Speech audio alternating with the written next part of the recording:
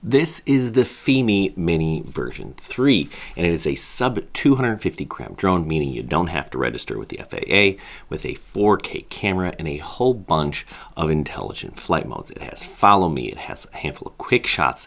It's got a lot of stuff in this little drone. There's some pretty interesting improvements from the second version of this drone, including an AI night mode.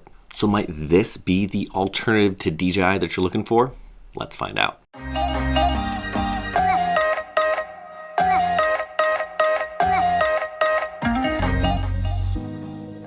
Hey, before I get started, thanks for checking out the channel here.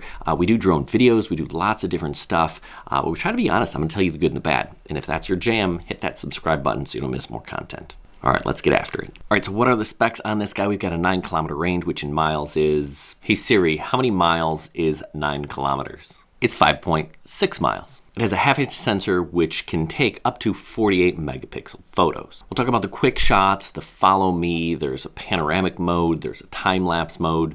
There are a lot of goodies baked into this thing, and one of the things that sets it apart from the last version is their AI night mode, which we'll also look at. I like that you can do 4K 60 in case you want to slow things down, and it even has a precision landing. If you're using a landing pad, you can kind of point the camera down, it'll know where it's at, and it'll land back on that landing pad.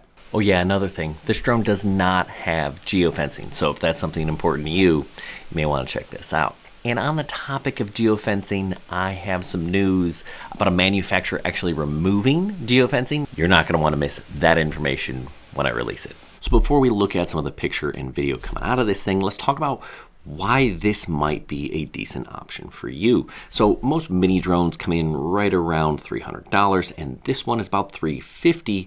Okay, so for $350, you get the drone in this nice carrying case with some goodies. Let's take a look.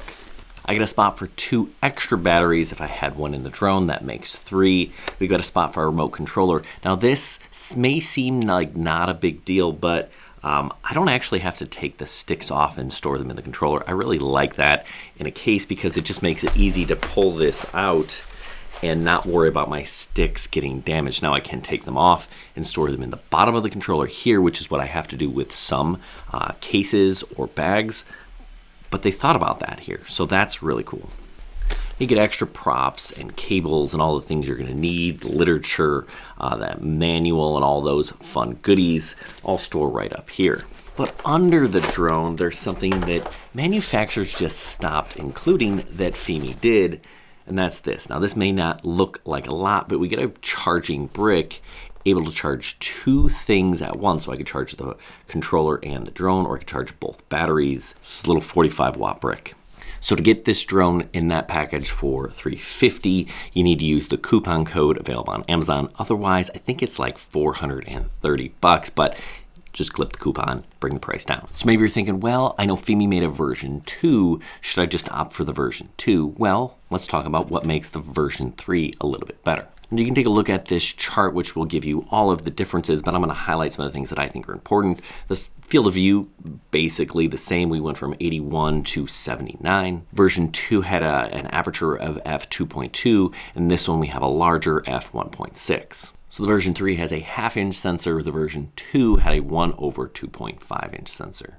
We upped the flight time from 31 minutes to 32 minutes. And the version 2 was only capable of shooting 12 megapixel photos versus the 48 that you get with the version 3. Version 3 also adds that super night mode, and I want to say that it's just a better user experience with the version 3. Everything just seems really easy and more intuitive in version 3. I don't know if that's just my experience with the early version 2 that I'm remembering, but it is really easy to use.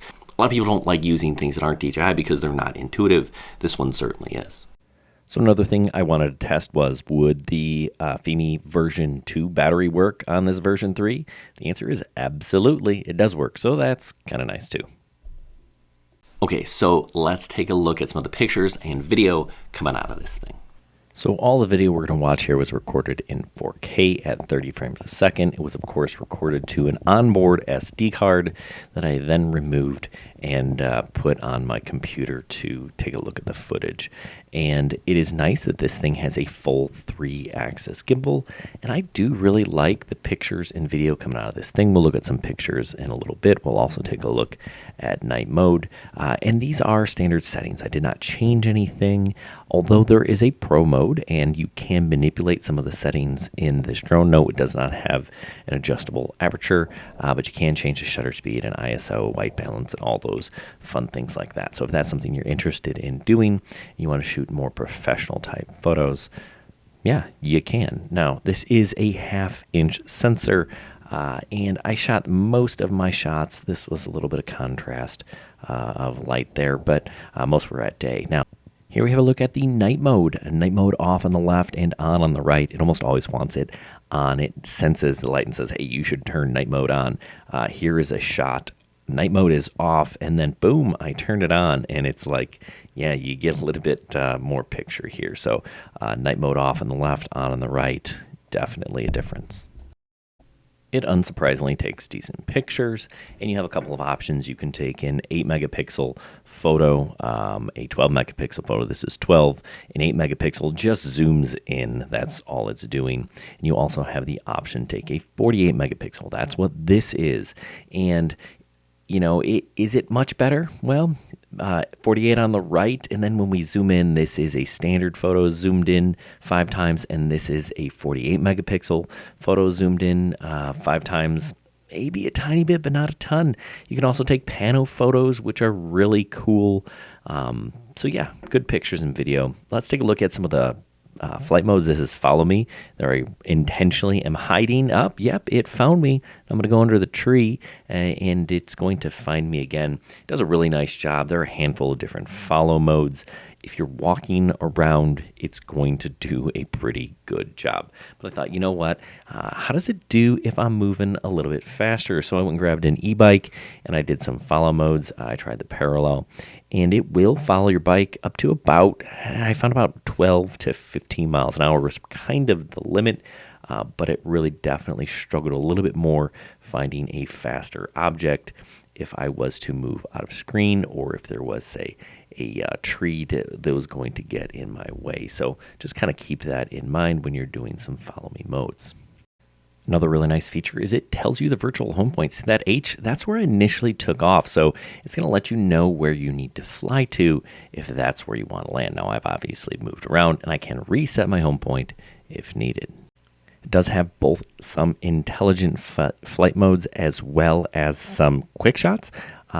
I actually kind of prefer the quick shots to the intelligent flight modes. They're just easier. You just kind of select a subject and go, whereas like the orbit and the intelligent flight modes, you have to kind of set the orbit manually. It does have a 12 times digital zoom. When you get in 12 times, it's going to get a little grainy, but, so it could be useful for search and rescue or lining up a shot. I do like the quick modes a little bit more than the intelligent flight modes. Like I said, you're just going to kind of select a subject and then it's going to fly the pattern that you want it to fly, which is just really kind of convenient. This is just a quick little orbit. Hey, thanks for watching. If you're interested in this drone, make sure you use one of the links down below. It is an affiliate link. It helps support the channel. It doesn't cost you a thing, but that allows us to keep making videos for you. So yeah, now there is another mini drone option that you have to look forward to. Is this the one you want? Well, you're gonna have to decide. I like that it has a lot of different flight modes.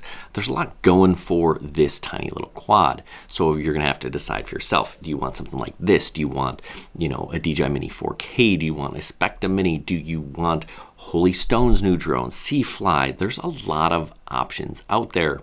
But this one, it's pretty darn good. I'm gonna let you make the decision which one is best for you.